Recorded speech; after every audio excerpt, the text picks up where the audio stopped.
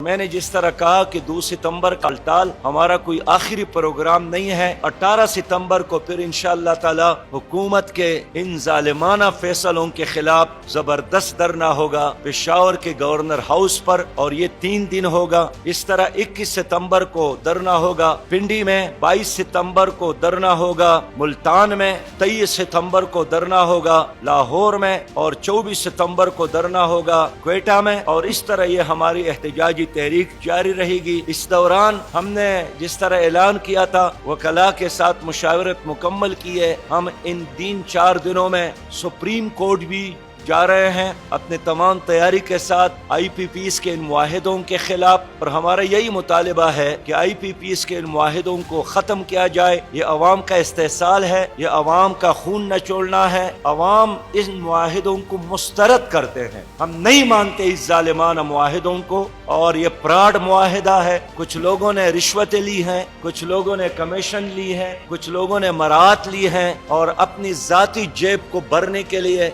अपनी प्रॉपर्टीज में इजाफा करने के लिए, और आइंदा 7 पुश्तों तक नस्लों को पालने के लिए इन्होंने ये मुआहिदे किए हैं। मैं कैसे इस मुआहिदे को तस्लीम करूं कि एक हुकूमत ने ये मुआहिदा किया है कि अगर बिजली कौम इस्तेमाल करे या ना करे हम आपको पेमेंट करेंगे, और पेमेंट कौन करेंगे? वो भी अवाम करेंगे, अवाम से पैसा लेंगे।